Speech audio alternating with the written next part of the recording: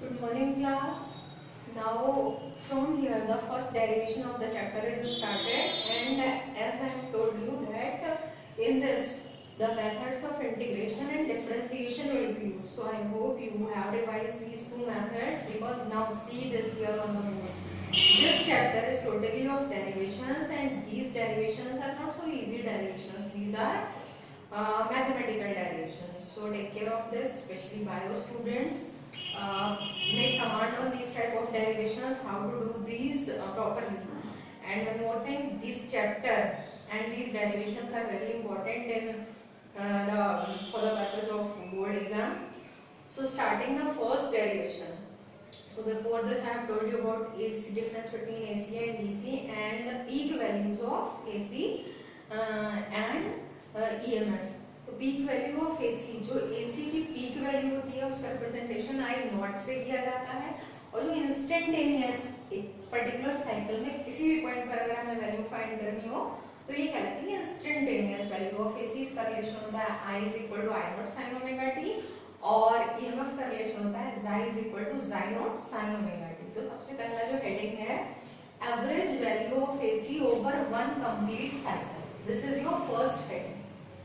और या तो क्वेश्चन ऐसे आ सकता है कि prove that the value of AC over one complete cycle is zero, या फिर find out the value of AC over one complete cycle.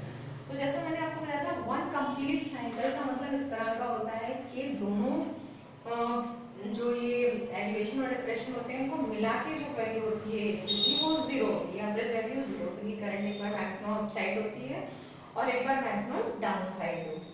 तो दोनों मिलाकर एवरेज वैल्यू जीरो ही आपको प्रूव करना है। तो प्रूव कैसे करेंगे, उसके लिए सबसे पहले हमने इंस्टेंटेनियस रिलेशन से स्टार्ट किया है। See each and every step very carefully, एक भी स्टेप अगर मिस होगा तो ये डेरिवेशन समझ में नहीं आएगा। तो at any instant instantaneous value क्या है, i is equal to I not sine omega T. ये पार्ट अलग है, सेकेंड डेरिवेशन का है, इसका पार्ट इतना है। तो इस वैल्यू के बाद हमें फाइंड करना है इसकी एवरेज वैल्यू। उसके लिए हमने फाइंड किया है charge flows in small time dt। अब मान लीजिए कि हमें पूरी साइकिल में वैल्यू फाइंड करनी, तो पूरी साइकिल के फेज पर हम क्या करेंगे कि छोटे से time interval, suppose that this one, dt time interval के लिए फाइंड करेंगे कि कितना चार्ज फ्लो होता है, और चार्ज के बाद करंट फाइंड करेंगे। तो स्मॉल टाइम dt के लिए उस सर्किट में कितना चार्ज फ्लो हो रहा है, तो charge also it will be small dq। क्या रिलेशन होगा, dq is equal to I dt। यहाँ i की वैल्यू यहाँ से पुट करेंगे, तो dq is equal to, the relation will be dq is equal to i की वैल्यू या तो इस स्टेप में पुट कर सकते हैं, या फिर एक काम और किया है हमने, दोनों तरह से हो सकता है, या फिर तो आप इसको ऐसे लिख सकते हैं, दोनों तरीके से लिख सकते हैं। dq i की वैल्यू अगर हम वहां से पुट करेंगे तो I not sine omega T dt।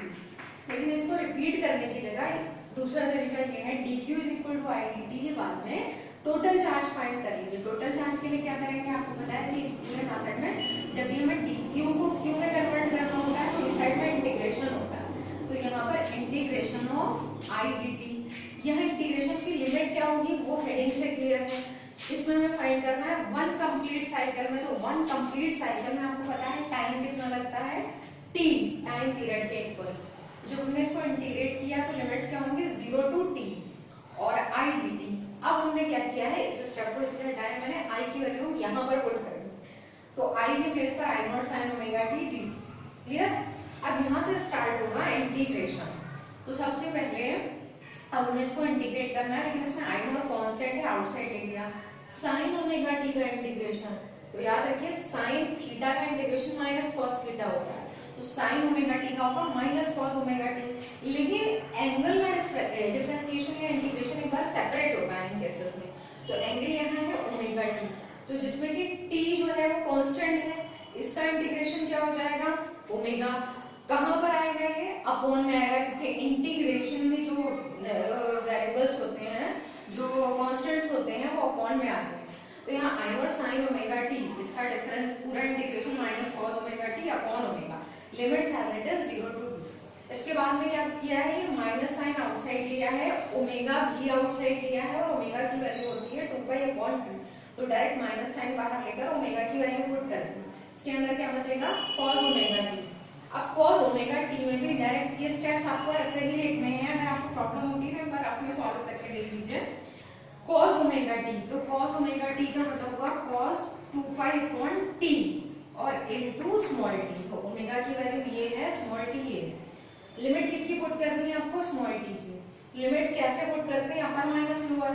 तो 2 पाई अपॉन टी की जगह एक बार आप यहाँ टी पुट करेंगे, कैंसिल हो जाएगा, क्या बचेगा cos 2 पाई माइनस दूसरी बार में स्मॉल टी की जगह क्या पुट करेंगे, 0, तो होल 0 हो जाएगा, cos 2 pi minus cos 0। Next step में इसको सिंपलीफाई कर लिया, minus I not T numerator में आ जाएगा अपॉन 2 पाई cos 2 पाई की वैल्यू, ये वैल्यूज भी आपको याद रखनी पड़ेगी। cos 2 पाई की वैल्यू है +1 minus as it is cos 0 की वैल्यू भी +1। सॉल्व करेंगे 1 माइनस 1 0। ये किसकी वैल्यू आ रही थी, चार्ज की। आपको फाइंड क्या करना है, करंट। तो मैंने लिखा I average, average value of current charge upon time. Time कौन सा लिखेंगे, जो गिवन है पूरी साइकिल वाला। तो चार्ज की वैल्यू पुट की, देन इट विल बी 0। तो ये इसका प्रूफ हुआ कि average value of AC over 1 complete cycle is 0। Clear. उसके बाद दूसरा आपका हेडिंग होगा, अब आपको ये तो पता चला कि एसी की जो वैल्यू है वो 1 कंप्लीट साइकिल में 0 हो जाती है, तो फिर मैक्सिमम कितनी होगी, तो मैक्सिमम होती है हाफ साइकिल में। एक पूरी हाफ साइकिल में इसकी वैल्यू यहाँ मैक्सिमम है, यहाँ मैक्सिमम है। तो अगर आपसे पूछा जाता है मीन वैल्यू या फिर average value over 1 half cycle, तब आप फाइंड करेंगे। तो यहाँ पर अब आई थिंक की डेरिवेशन का कुछ पार्ट आपको क्लियर होगा। अब आपको पूरी साइकिल में कंप्लीट करनी थी तो आपने टाइम लिखा था 0 to t। जब हाफ साइकिल में करनी होगी, प्रोसेस पूरा यही है, पहले चार्ज फाइंड करेंगे फिर करंट, टाइम चेंज कर देंगे, 0 to t के बेस पर क्या आएगा, t अपॉन t। ठीक है। तो देखिए अब हम इसकी वैल्यू फाइंड करेंगे। इसमें आपको क्वेश्चन में लिखा होगा कि हाफ साइकिल में फाइंड करना है, या फिर अगर मीन वैल्यू आई एम करके इसका सिंबल यूज होता है, ये मैंने आगे वहां लिखा है। अगर आई एम मीन वैल्यू की बात हो या average value over half cycle हो, तो आप ये वाला डेरिवेशन करेंगे। तो देखिए average value of AC over half cycle find करनी, स्टार्टिंग वहीं से की है, इंस्टेंटेनियस वैल्यू ऑफ करंट से। फिर मैंने लिखा small charge flows in small time, उसके बाद मैंने चार्ज को इंटीग्रेट कर लिया है, बस मैंने यहाँ टाइम लिमिट चेंज की है 0 to t/2। फिर मैंने वैल्यू पुट की है इसकी। उसके बाद नेक्स्ट स्टेप ये नहीं है बल्कि वहां से स्टार्ट हो रहा है। तो देखिए चार्ज, फिर मैंने क्या किया, इसका इंटीग्रेशन बिल्कुल वैसे ही किया है, आई नॉट आउटसाइड लिया है, साइन ओमेगा टी का फिर से इंटीग्रेशन क्या बताता है, minus cos omega T upon omega, limit as it is है। फिर मैंने ये ओमेगा बाहर लिया है, माइनस साइन बाहर लिया है, यहाँ तक सारे स्टेप्स वैसे हैं। cos ओमेगा टी फिर से आपको वैसे ही सॉल्व करना है, cos 2 pi upon capital T into small T. Small T की जगह एक बार आप t/2 लिखेंगे और एक बार 0 लिखेंगे। तो इसको t/2 पुट करेंगे तो वो cos पाई बन जाएगा, माइनस सेकेंड वाला वैसे ही 0 आएगा। अब यहाँ वैल्यूज पुट करेंगे, तो minus I not T upon 2 pi outside है, cos पाई की value, cos pi means cos 180, की value -1, minus sine as it is cos 0 की वैल्यू +1।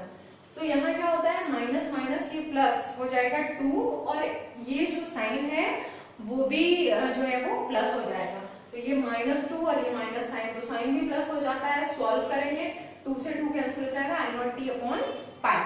क्लियर। उसके बाद ये वैल्यू किसकी आ रही है, चार्ज की।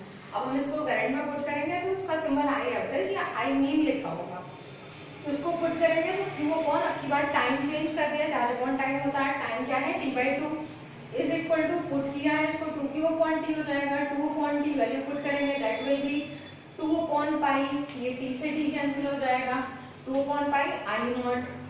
उसके बाद क्या करना है, 2 अपॉन पाई को सॉल्व कर लेना है। तो दोनों कांस्टेंट्स की वैल्यू लगाएंगे। अब आपको ये वैल्यू याद रखनी पड़ेगी कि जो मीन वैल्यू है वो कितनी होगी, 0.637 आई नॉट। ये वैल्यू ज्यादा यूज होगी, 2 अपॉन पाई लिख सकते हैं आप, बट सिंपलीफाइड वैल्यू का ज्यादा यूज होता है। तो हमेशा जो मीन वैल्यू होती है वो पीक वैल्यू की 0.637 टाइम्स होती है।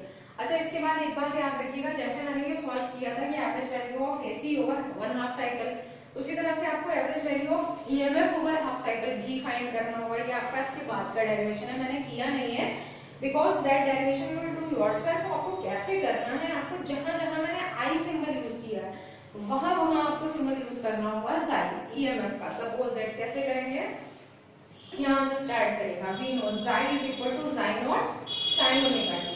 ईएमएफ का रिलेशन लिखेंगे।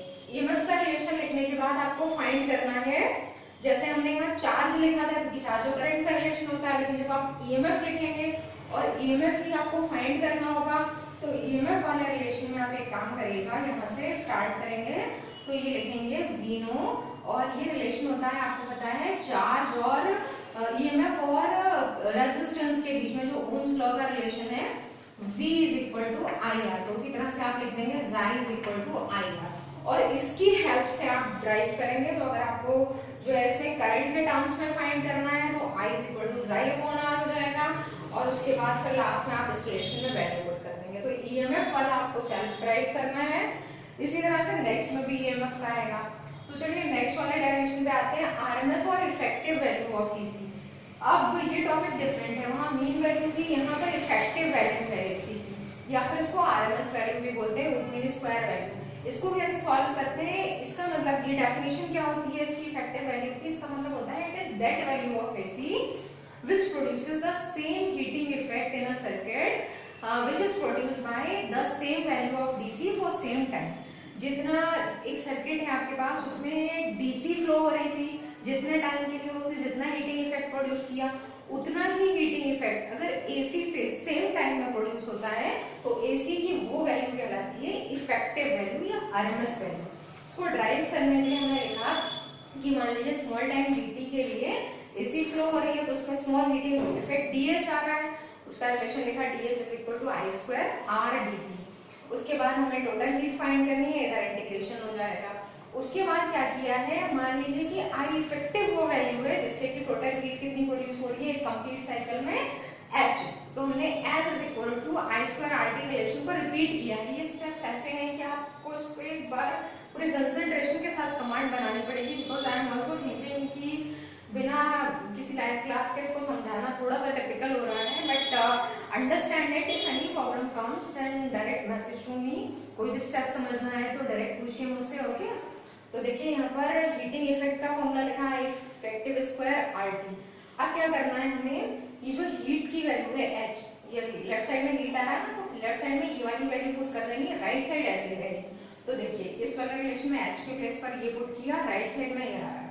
अब हमें क्या फाइंड करना है, इफेक्टिव वैल्यू। तो आई इफेक्टिव स्क्वायर को इस साइड में रखा है, आर दोनों से कैंसिल हो जाएगा, टी इधर अपॉन में आ जाएगा, 0 to T I square D, okay. उसके बाद क्योंकि ये स्क्वायर है तो हमने उधर स्क्वायर रूट कर लिया, उसको इक्वेशन नंबर 1 बनाकर छोड़ दिया। अब हमें क्या करना पड़ेगा, स्टेप थोड़ा सा कॉम्प्लिकेटेड है, इसके लिए ये जो 0 to T I square D T आ रहा है ना, इसको हम अलग से सॉल्व करेंगे। सॉल्व करने के बाद में इंटीग्रेशन, फिर हम इसमें पुट करेंगे, फिर हम इफेक्टिव की वैल्यू फाइंड करेंगे। तो देखिए क्या करा है हमने, इतना पार्ट बस अलग कर लिया है, ये वाला 0 to T I square D T. पहले इसको सॉल्व कर लेते हैं। 0 टू टी आई की वैल्यू पुट कर दी, I not square sine square omega T D T.